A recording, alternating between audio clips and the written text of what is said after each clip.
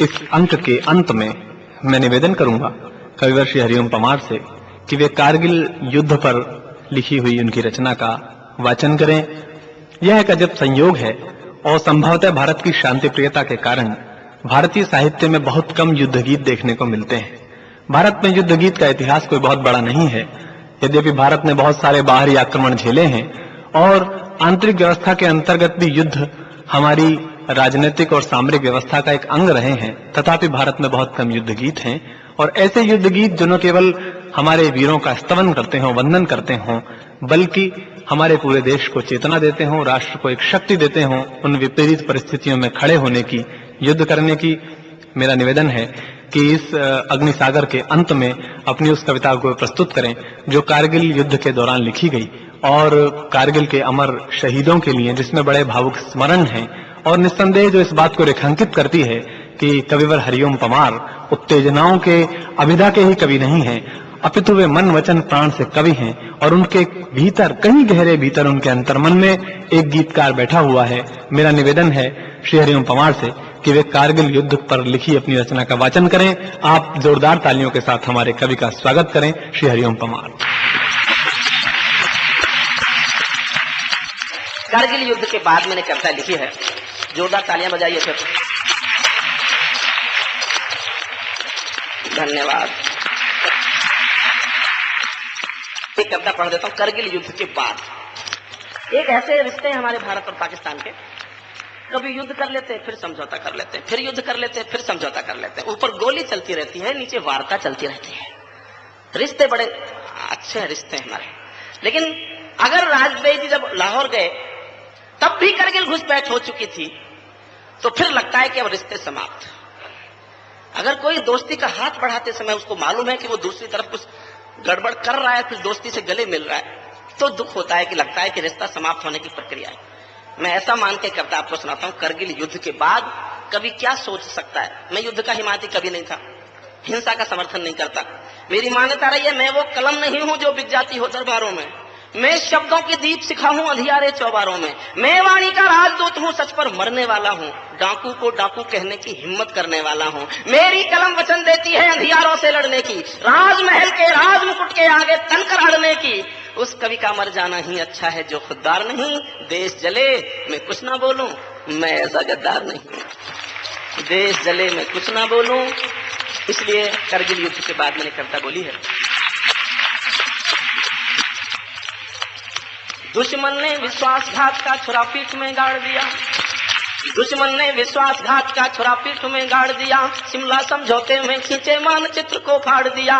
बारूदी अंगारे लेकर सीमा रेखा लांग चुका, कसमें वादे प्यार मोहब्बत सब खूंटी पर टांग चुका। तो तुम भी घातों का निर्णय एक बार हो जाने दो, एक युद्ध सीमा रेखा के आर पार हो जाने दो, एक युद्ध सीमा रेखा के आर पार हो जाने दो।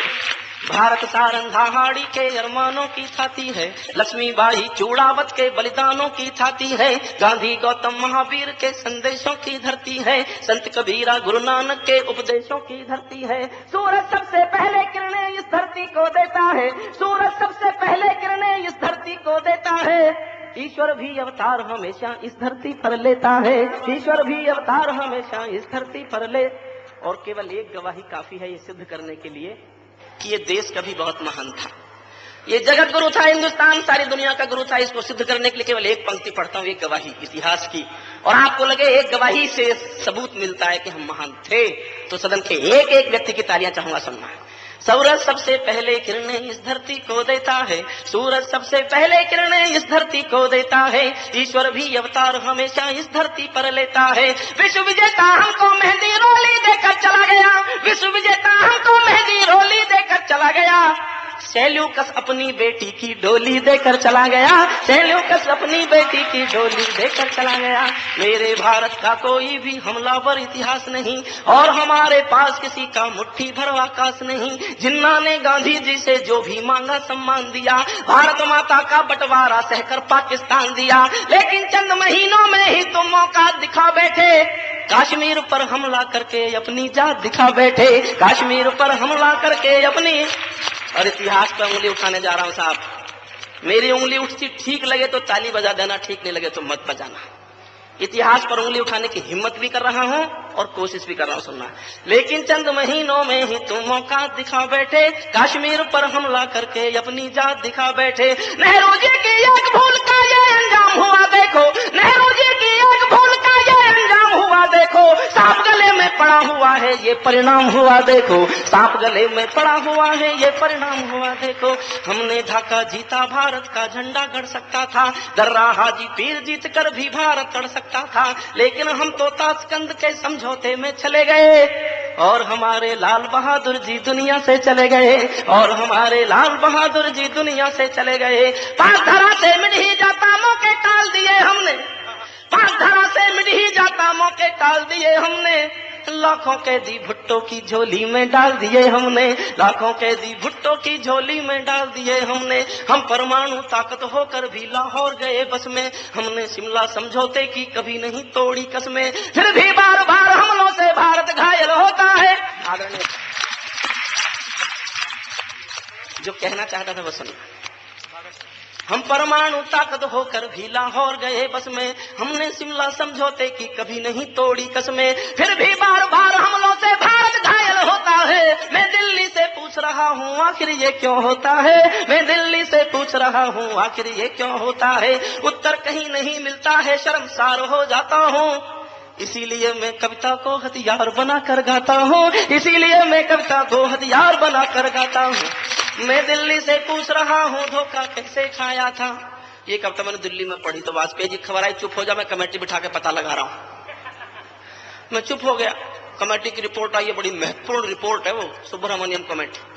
4 महीने की मेहनत है उसकी। उसको 2 काम सौंपे गए थे, घुसपैठ हुई कैसे और आगे से हो ना इसके उपाय बताओ। 4 महीने मेहनत की उन लोगों ने, बड़ा महत्वपूर्ण निष्कर्ष निकाला है। जानते हो क्या निष्कर्ष है? घुसपैठ इसलिए हुई कि निगरानी नहीं थी, और आगे से ना हो इसके लिए क्या करें? निगरानी रखो। क्या निष्कर्ष। लेकिन मेरा यह सवाल ही नहीं था साहब, मेरा सवाल कुछ और था। और आपके दिल में यह सवाल उठता हो तो ताली बजाकर इस सवाल का समर्थन करना। मैं दिल्ली से पूछ रहा हूँ धोखा कैसे खाया था, मैं दिल्ली से पूछ रहा हूँ धोखा कैसे खाया था। भेष बदल कर रावण मेरे घर में कैसे आया था। क्या निगरानी वाले सूरज का पहरा गद्दारी था, क्या निगरानी वाले सूरज का पहरा गद्दारी था। या सोने का हिरण हमारी देशभक्त पर भारी था, या सोने का हिरण हमारी देशभक्त पर। और इससे भी बड़ा छाला है दिल में, आप आज्ञा दे तो मैं उस छाले को फोड़ना चाहता हूं, जी भरकर समर्थन चाहता हूं मैं आपका। और ये सवाल कचोटन बनकर आपके दिलों में उठता हो, आपके दिलों में कील की तरह फंसता हो ये सवाल, तो मुझे हिम्मत देना कि मैं इस बात को और शक्ति से पूरे देश में गा सकूं। जो हमलावर मेरे पर्वत की सीमा में आए थे, जो घुसपैठी मेरे पर्वत की सीमा में आए थे, अपनी अपनी मुट्ठी में बारूद छिपा कर लाए थे। जो मंसूबे बांध रहे थे वे करगिल को बांटेंगे और सियाचिन भारत माँ के मानचित्र से काटेंगे। जिनके कारण जली चिता की राख अभी तक गर्म पड़ी, कल परसों जो भरी गई थी मांग बिना सिंदूर खड़ी। जिनके कारण श्वेत हिमालय गर्म खून से लाल हुआ, जिनकी तोपों के दोनों से घायल माँ का भाल हुआ। उनको क्षमादान देने का निर्णय कैसे लिया गया, उनको घर से वापस जिंदा जाने कैसे दिया गया।